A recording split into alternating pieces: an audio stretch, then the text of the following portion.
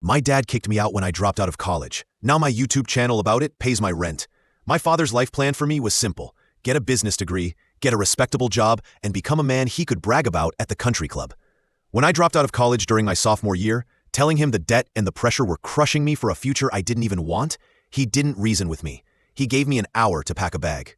"This house is for people who are working towards a real future," he said, his voice cold and final as he held the door open. "Don't come back until you have one." He handed me $200 and shut the door. I was 19, homeless, and officially disowned.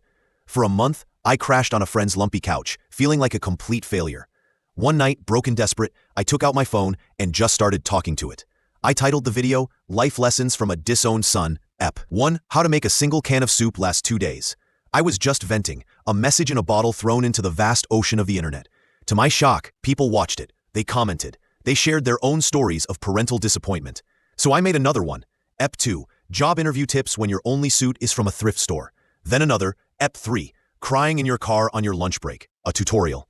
The channel wasn't a revenge plot, it was my diary. It was raw, sometimes funny, often heartbreakingly real, and it exploded. Within a year, I had 1 million subscribers. The ad revenue was more than my dad made in a month. I wasn't just surviving, I was thriving. I had my own apartment, a decent car, and a community that understood me better than my own family. Last week, I saw my dad for the first time since he kicked me out. I was in a coffee shop, and he walked in. He looked older, tired. He saw me, and his face hardened. "I saw your videos," he said, the wood tasting like poison in his mouth.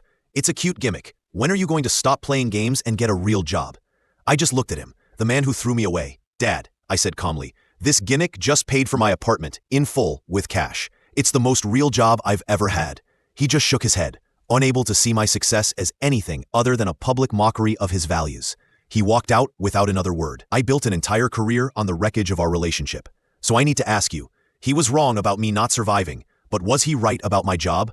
Should I quit this, go back to school, and try to get the real future he wanted for me, even if it means giving up the only success I've ever built for myself? Don't forget to like and subscribe. I post new stories every day.